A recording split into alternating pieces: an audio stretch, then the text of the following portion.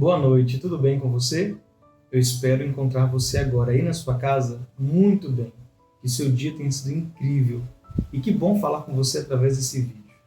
Meu querido, nós estamos aqui começando uma nova série, uma série especial para estudarmos um pouco mais sobre a vida de Jesus.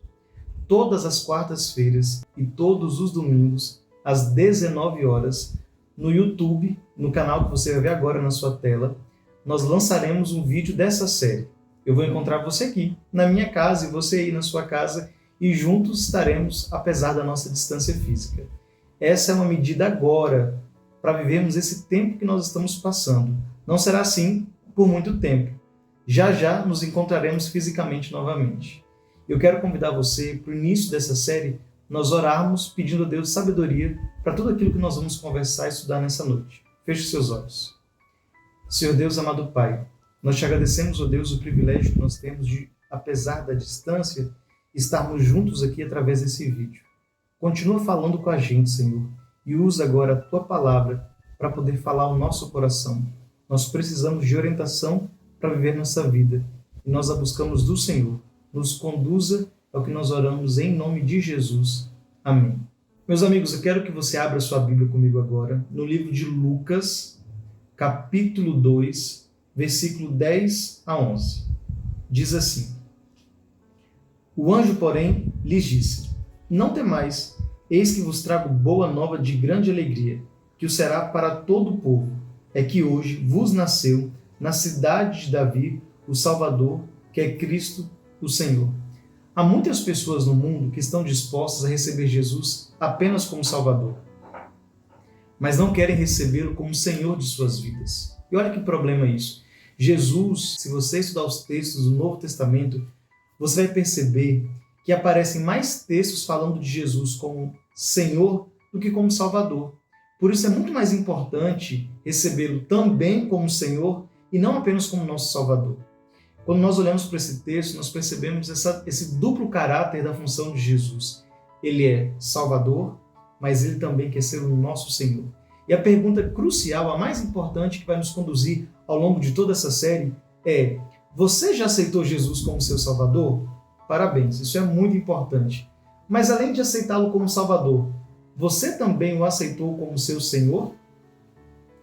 Não basta aceitá-lo apenas como Salvador. É preciso que o aceitemos também como Senhor de nossas vidas. É exatamente isso que nós vamos estudar ao longo de toda essa série. Por exemplo, nós vamos estudar que Jesus tem que ser o Senhor dos nossos pensamentos, o Senhor das nossas prioridades, o Senhor das nossas orações, o Senhor dos nossos relacionamentos, dos nossos recursos, do nosso tempo, do nosso corpo e de muitos outros aspectos na vida.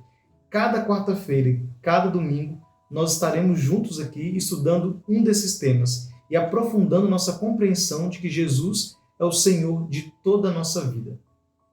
Eu quero levar você agora para o livro de Romanos, Romanos capítulo 3, versículo 10 em diante.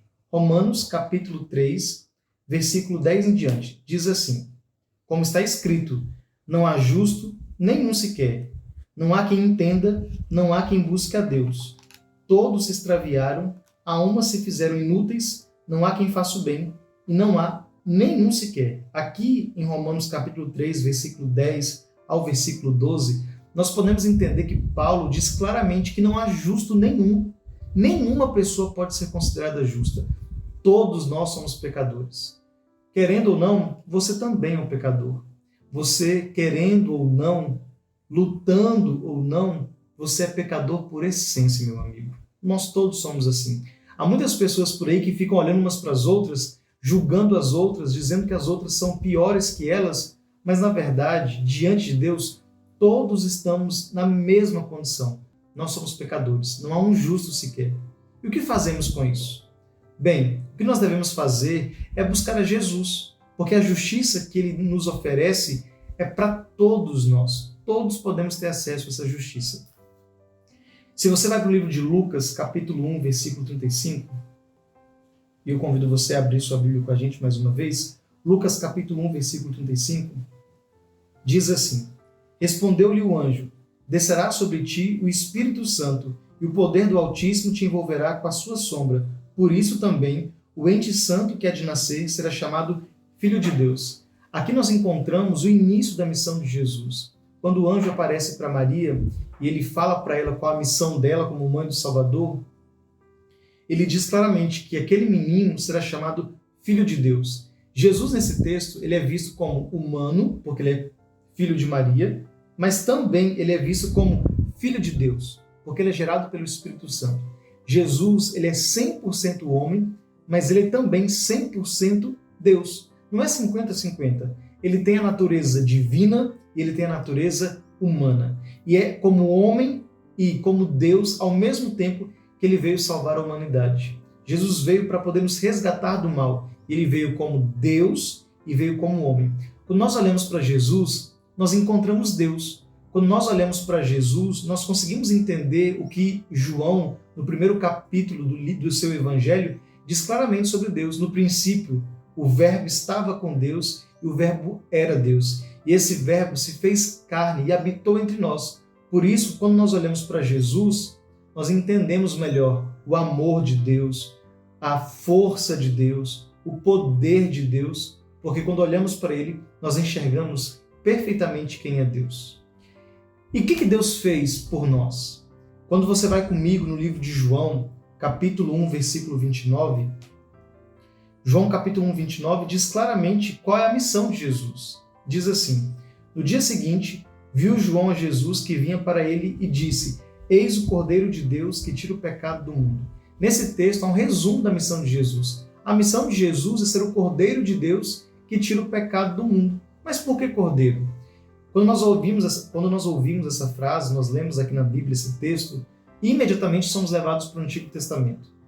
Quando Adão e Eva pecaram e eles precisaram da misericórdia de Deus, e Deus aparece no jardim para poder salvá-los, correndo atrás deles, Deus pega as roupas que eles haviam feito, roupas de figueira, folhas de figueira, tira aquela roupa fora e coloca agora uma roupa de peles, pele de animal. Algum animal precisou morrer para que Adão e Eva fossem vestidos. Aí nós encontramos a missão de Deus. Quando Abel sacrifica um cordeiro, um animal, ali ele está entendendo qual era a missão de Jesus. Quando nós olhamos lá no Monte Moriá, Abraão entregando o seu filho, e na hora mais crucial aparece um cordeiro, ali nós encontramos a missão de Jesus. E é assim ao longo de cada página do Antigo Testamento. E quando chega no Novo Testamento, não há agora o cordeiro animal. O cordeiro se fez homem, é o próprio Deus, e ele está aqui para tirar o pecado da humanidade. Eu queria levar então vocês a mais um texto na Bíblia. O livro de 1 Coríntios, capítulo 15, versículo 3. 1 Coríntios, capítulo 15, versículo 3.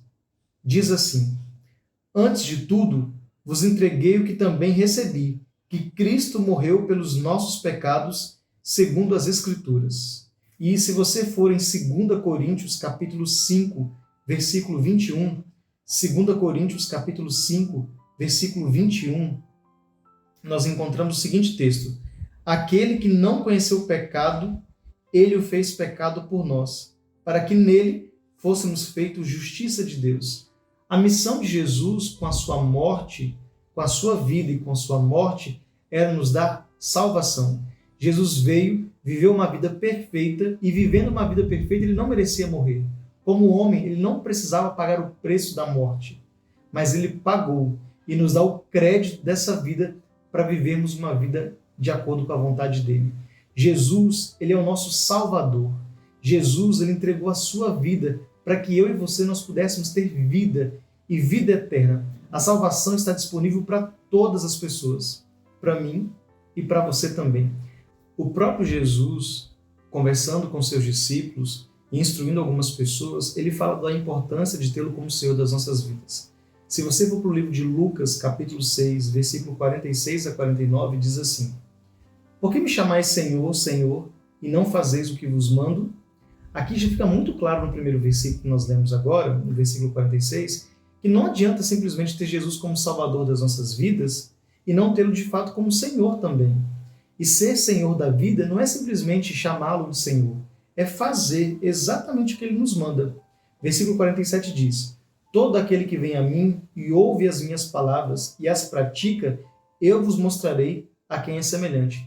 Jesus fala que para tê-lo como Senhor das nossas vidas, é muito mais do que ouvir suas palavras, é ouvir e praticar em todas as áreas da vida aquilo que ele nos ensina. E ele fala que quem faz isso é semelhante a uma coisa. Ele diz que no versículo 48, quem ouve e pratica é semelhante a um homem que, edificando uma casa, cavou, abriu profunda vala e lançou o alicerce sobre a rocha.